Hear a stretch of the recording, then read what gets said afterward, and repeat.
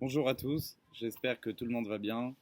Tout d'abord, j'aimerais souhaiter à chacun, à son entourage, Shabbat Shalom. Beaucoup de courage à tous ceux qui ont vécu des moments difficiles tout au long de ces moments de confinement. Et que Bezrat Hashem, le déconfinement qui va commencer cette semaine, puisse apporter donc seulement des bonnes nouvelles, du shalom et une bonne parnassa à tout le monde, si Dieu veut. On va parler un petit peu de la Parashat Emor et ensuite on dira un petit mot donc sur Pirkei Avot. Avant tout, j'aimerais faire un petit lechaim parce que comme vous savez aujourd'hui c'est Pesach Sheni. L'enseignement de Pesach Sheni c'est quoi? C'est qu'il est jamais trop tard. Les Juifs qui étaient impurs, ils étaient venus, ils ont dit la manigara. Pourquoi nous on va être épargnés? Pourquoi nous on n'a pas la chance de pouvoir faire Pesach? Et c'est comme ça que Moshe il leur a enseigné. Akadosh Baruch Hu, il a donné cette mitzvah de Pesach Sheni. Alors le Chaim, on peut toujours se rattraper, comme on dit en yiddish, Nito kein verfallen. Donc il y a toujours une deuxième chance. Le Chaim, qu'on puisse réussir, que cette seconde vie, on va appeler ça cette seconde vie après le confinement, qu'on va vivre de nouveau, mais un peu mieux, avec des bonnes résolutions, avec des bonnes nouvelles. Donc pour chacun, le Chaim, Baruch Atah Adonai, le Nimacham chacun. Ce cours, il est dédié donc pour Esther Ben Baron Batatou, dont aujourd'hui c'est les 11 mois. Dans la paracha de cette semaine, paracha donc est mort, nous parlons du Kohen Gadol et nous disons le Nefesh lo itama be'amav. Le Kohen Gadol ne pouvait pas devenir impur, c'est quelqu'un de Kadosh. Mais Dieu il va encore plus loin par les Kohanim qui ne devaient pas donc se rendre impurs. Et il nous dit Venikdashti betar ben Israël, que tous les Béné Israël, ils ont aussi une part de Gdusha. Tous les Béné Israël, ils ont une part de sainteté.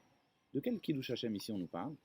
On nous parle ici qu'un juif, il doit être prêt à faire Messirut Nefesh, donner sa vie pour Dieu. Okay? Donc il doit être prêt à donner sa vie pour mourir, pour Akadosh Baruch Hu. Mais, donc, la condition, on sait, il y a 3 conditions seulement sur lesquelles il y a Reg Ve'al Yavor qui va donc préférer mourir que Chas Veshalom transgressé, Shvichut Damim, Gilui Arayot, et donc Avodah Zara. Mais il y a une grande différence sur le Kiddush Hashem. Il y a 2 sortes de Kiddush Hashem. Il y a une première sorte de Kiddush Hashem, c'est quelqu'un qui est prêt à donner sa vie pour Dieu. Il fait tout ce qu'il peut pour Dieu. Et on va l'amener sur une place où il doit être tué, ou dans une situation dans laquelle il va être tué. Et cette personne, Hashem, il va faire un miracle, il va faire un S, et cette personne ne va pas être tuée. Ça, c'est une première catégorie de Kiddush Hashem. Il y a une deuxième catégorie. C'est une personne qui doit être tuée parce qu'il est juif, parce qu'il fait Torah, parce qu'il fait des mitzvot. Et effectivement, au final, cette personne va être tuée. Donc il y en a un qui va être sauvé, et ça va être le miracle, ça va être le Nez de Kiddush Hashem. Et il y en a un au final qui ne va pas être tué. Et donc le Nez va être qu'il a été sauvé. Quand on regarde, quand on analyse un petit peu, il y a une grande différence entre le Rambam et le Midrash. C'est lequel le Kiddush Hashem le plus important? C'est lequel le moment où une personne vraiment donc a fait un Kiddush Hashem extraordinaire? Alors on va voir. Le Rambam il nous dit comme ça. Le Rambam il dit le Kiddush Hashem, c'est quand un juif il a fait Kiddush Hashem, il a montré aux yeux de tous combien il était attaché à Kadosh Baruch Hu, et donc il a fini par mourir. Et il nous dit que c'est pour ça que la Sarah Rougé Malchut, les 10 personnes qui sont mortes, les 10 grands rabbanim, dont Rabbi Akiva, qu'ils ont donné leur vie pour Dieu, ils ont été prêts à être tués pour Akadosh Baruch Hu, on nous dit, ça, c'est un niveau plus élevé. Et c'est ce qu'il nous dit le Rambam. Une personne, quand elle finit par mourir pour Dieu, là, c'est un Kiddush Hashem extraordinaire. Tandis qu'on a la vie du Midrash. La vie du Midrash, non. La vie du Midrash, il tient qu'une personne qui lui arrive un miracle, au moment où il doit être tué, à ce moment-là, justement, le Kiddush Hashem est encore plus élevé. Pourquoi? Parce que tout le monde va voir que cette personne a été sauvée. Waouh, regardez le miracle qu'Akadosh Baruch Hu il a fait. Cette personne devait mourir. Cette personne a été sauvée. Et ça, c'est la différence entre le Midrash et le Rambam.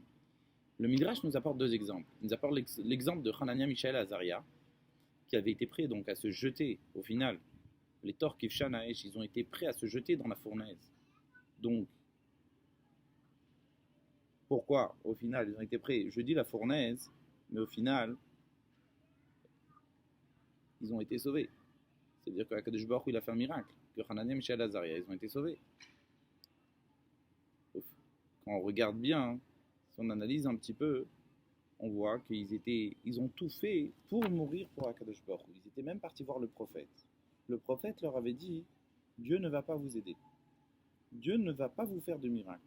Et ils sont partis, on leur a dit, ben dans ce cas-là, on mourra pour Dieu. Mais lorsqu'ils sont partis, Dieu est apparu au prophète, il a dit, tu crois vraiment que j'allais leur dire qu'ils allaient être sauvés? C'est évident que je vais les sauver, mes enfants. Hanan et Mishaël Vazari vont être sauvés. Mais je voulais qu'ils fassent ça avec Kiddush Hashem. Et là, on va voir un enseignement fondamental. Que quoi? Qu'en vrai, même selon le Rambam, selon le Midrash, les deux, c'est des niveaux extraordinaires. Les deux, c'est des niveaux de Kiddush Hashem extraordinaires. Mais l'essentiel, c'est quoi? Tout le monde est d'accord que quand une personne, elle donne sa vie pour Kiddush Hashem, elle ne doit pas être sommer halanes. La personne ne doit pas compter sur le miracle. La personne ne doit pas dire, je vais risquer ma vie, Dieu me fera un miracle. Jamais tu dois compter sur le miracle. Quand tu risques ta vie pour Dieu, tu dois le faire comme si Akadosh Baruch Hu ne va pas t'aider. Akadosh Baruch Hu vient t'aider au final, ok. Mais toi, tu dois être prêt à donner ta vie sans compter sur le miracle d'Akadosh Baruch Hu. Ça, c'est une chose. Mais deuxième chose, le Midrash, il nous dit, bien que le niveau de Michel Hanan et Michel Vazara était plus élevé, malgré tout, une personne jamais doit compter sur un miracle. Ça veut dire quoi? De nos jours, qu'est-ce que ça veut dire tout ça? De nos jours, ça veut dire qu'on sait tous qu'on doit faire Kiddush Hashem, on doit être prêt à donner sa vie pour Akadosh Baruch Hu. Mais attention, le but de donner sa vie pour Akadosh Baruch Hu, on ne parle pas ici d'aller prendre des risques en disant Akadosh Baruch Hu il va m'aider. C'est pas du tout ce que la Torah demande. La Torah te demande de faire Torah Mitzvot, très bien. Mais seulement dans certaines conditions, tu dois être prêt à mourir à Kiddush Hashem. Et jamais, même dans ces conditions-là, tu ne dois pas attendre un miracle. Tu dois te dire que si Akadosh Baruch Hu t'a apporté une épreuve, c'est pour pouvoir surmonter cette épreuve. Ça, c'est l'enseignement qu'on peut retenir de Kiddush Hashem, donc, sur la paracha de cette semaine. Comment, donc, être prêt à donner sa vie pour Akadosh Baruch Hu, et donc ne pas compter sur des miracles qu'Akadosh Baruch Hu nous fera ou non. Deuxième point, c'est dans Pirkei Avot, Perek Revi, que nous commençons donc ce Shabbat. La semaine dernière, on a fait Perek Shlishi. Cette semaine, le Perek Revi, il commence à nous dire qu'est-ce que c'est un Chacham, qu'est-ce que c'est un riche, qu'est-ce que c'est quelqu'un qui est fort. Mais Ezeu Chacham, on va s'arrêter sur Ezeu Chacham, qu'est-ce que c'est un Chacham? Ben Zoma, il nous dit Ezeu Chacham alomed mikol adam. Qui est-ce qui est un savant? Qui est-ce qui est Chacham? C'est celui qui est l'omed. C'est celui qui apprend de tout homme. Alors nous savons tous aujourd'hui, tout le monde sait faire des belles remarques à tout le monde. Tout le monde sait dire à l'autre quoi faire. Mais Benzoma n'est pas quelqu'un comme ça. Quand Benzoma nous dit Ezeu Chacham alomed mikol adam, qui est celui qui est Chacham? C'est celui qui apprend de tous. Benzoma ici, il vient et il est en train de nous dire que lui-même, il a fait ça. Benzoma fait partie des 4 qui sont montés en haut dans le Pardes, qui sont montés en haut dans le jardin céleste.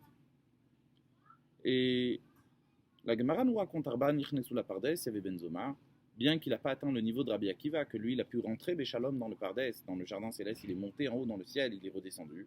Malgré tout, on nous dit Benzoma avait un niveau extraordinaire par le fait qu'il était monté au Pardes. Mais malgré tout, malgré son niveau, malgré ses qualités, Benzoma, il nous dit quoi? Halomed Mikol Adam. C'est qui le vrai Chacham? C'est celui qui est l'Omed. C'est celui qui apprend de tout homme. Ça, c'est un Chacham. Et donc, le but, c'est quoi? C'est qu'on sait que Benzoma, pourquoi on l'appelle Benzoma? Pourquoi il s'appelle Benzoma? Ça veut dire le fils de Zoma. Ça veut dire qu'il est appelé sur le nom de son père. Pourquoi on l'appelle sur le nom de son père? On veut nous dire que c'était une personne qui était Mekabel. C'était quelqu'un qui recevait. C'était quelqu'un qui acceptait les enseignements qu'il prenait de l'autre. Et tout ce qu'il a appris de son père, il a retransmis. C'est pour ça qu'on l'appelle sur le nom de son père Benzoma, le fils de Zoma. Alors messieurs, on sait tous que Ezeu Chacham alomed mikol adam. C'est qui est Chacham? C'est qui est intelligent? C'est celui qui est l'omed. C'est celui qui apprend de tout homme. J'ai beau me dire, je suis quelqu'un de très grand Chacham, qu'est-ce que je vais apprendre d'un petit enseignement d'un petit juif? Non. Benzoma, il vient nous dire, c'est qui est Chacham? Celui qui apprend de tout le monde. Et c'est ce que faisait le Baal Shem Tov. Rabbi Israël Baal Shem Tov, il allait chez les gens simples, il apprenait du gens simples, des gens simples, plein d'enseignements. On nous raconte aussi dans le Hayom Yom que même d'un voleur on peut apprendre. Le voleur, même s'il rate son coup, il va essayer de refaire une autre fois son coup. Le voleur, quand il vole, il fait ça discrètement, il se cache. Sois discret, apprends du voleur à être discret. Apprends du voleur que quand tu rates quelque chose, recommence, réessaye. Donc, Iseo Chacham, c'est qui est intelligent? C'est celui qui apprend de tout le monde. Si je pense que j'ai rien à apprendre de personne, je ne peux pas être Chacham. Je ne peux pas être appelé quelqu'un d'intelligent. Alors, messieurs, Shabbat Shalom. Je souhaite que Bezrat Hashem, cette semaine c'est l'Ag Baomer, Rabbi Shimon Bar Yochai, Bisruto, Bisrut Rabbi Mir Balanes, aujourd'hui, qui est Pesach Sheni, que Bezrat Hashem, on aura de la lumière autour de nous très rapidement, et que toute cette épreuve qui est passée, on va ressortir de ça beaucoup plus fort et beaucoup plus haut, Bezrat Hashem, avec plein de bonnes midotes. Messieurs, Shabbat Shalom.